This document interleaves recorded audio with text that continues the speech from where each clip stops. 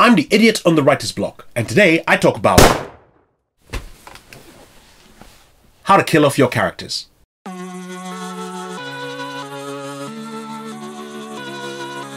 Hi, I'm Marcus, and I'm the idiot on the writer's block. If you're new to the channel, I, the idiot, ask experts for tips on how to write, publish, and promote my first fiction novel. Check the links in the description below to buy my neo-noir graphic novel, Call 1-800-Kill-A-Guy, Book 1. And over the few months that I've been doing this, I've been talking to many experts on various topics such as writer's block, how to write a great protagonist, how to write a great antagonist. Those and many more videos are in this playlist right here. And don't forget to like, comment, share, and subscribe for more tips on how to write, publish, and promote your first fiction novel. Now, one of the fun things you can do as a writer is kill off your characters. I mean, anything from Game of Thrones to Things Fall Apart and Hunger Games, etc. are littered with ways where loads of characters are killed in very ingenious ways. You can do it and not get arrested, but is it just a case of creating a character just so you can bump them off? Or are there certain rules that you should follow that would make the death of your characters much more effective? I didn't know, so I figured I'd throw the question on the writer's block. What is a great way to kill your characters? And these are the experts with whom I spoke about killing off your characters. Okay, so Tiggy, Agar, or Agar, I don't know, asked a really interesting question about killing characters and stuff like that. So I write supernatural thrillers, and I mean, if you've ever read a thriller at all, you know that killing characters is kind of key to the whole genre. And if you don't, people aren't going to read your book. I killed loads of people. People still aren't reading my book, so I might be wrong. But I think all that really matters when it comes to killing characters is why you're doing it as the author. I mean, you don't want to just kill them randomly for shock value, because that doesn't ring true to the reader. The killing of a character should make sense in that character's development, but more importantly in the development of the characters who survive and live on and are emotionally affected by the death of that character. I don't want to go into details of my book because, you know, spoilers, and you know, it's out there, it's good, I swear. But there's a lot of death in my book, and some of the characters' deaths are, if you read their opening chapters again, pretty much inevitable. I made sure that at the very start of the characters who die, at the very start of their journey, that death was more or less inevitable, that it was the only route they could go because they were on a very self-destructive path, or they were too wrapped up in their own thing to figure out what's going on around them.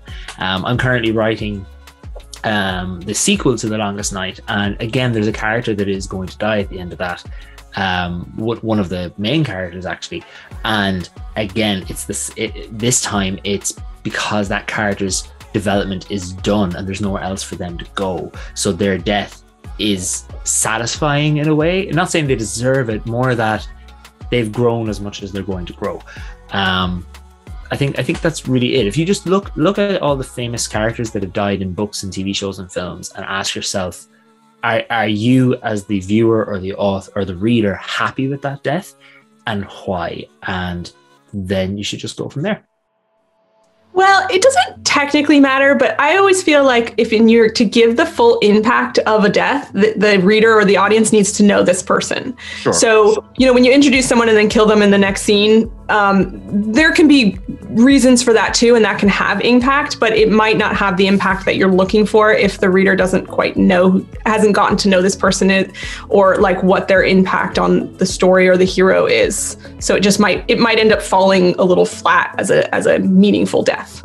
Okay, this is a difficult one for me because most of my characters are dead, so I start with them dying a lot of the time, and usually I try to make that funny.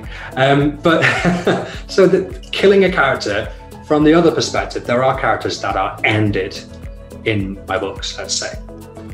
And again, I think that there are two problems with killing off a character that a lot of people fall into. One is that the character doesn't matter enough. So their death doesn't have an effect and it doesn't have the impact it needs to. Whether or not that's because the character hasn't been around long enough or they're not enough of a whole person, that can be something. Or the other problem is that you kill off the character and It's not that they weren't important enough, but it's that their death doesn't have meaning. So for me, the character has to be important and the death has to have meaning. And that means that it has to be a climactic issue. It doesn't have to be the climax of a novel or even of an action sequence, but that death has to impact on the reader. Otherwise, you're killing someone, and you can see this happen, and I've done it, and I still do it sometimes. And I won't tell you when, but I'll do it, because we do it when you're writing a book, you can do, what am I going to do? I'm just going to kill someone. That will give me some momentum here with what's going on. Let's kill him quick. And then when you look back at it later, you realize, well, you kind of lost something there that could have been much more powerful. But in terms of actually killing a character, my favorite is the abrupt what, why, no. And that feeling that there's a story stop there, because that hurts when you're following someone and you're interested and you're invested, and then you just go, bang, they're gone. That for me is probably my favorite way of removing a character, because that hurts. And there you have it.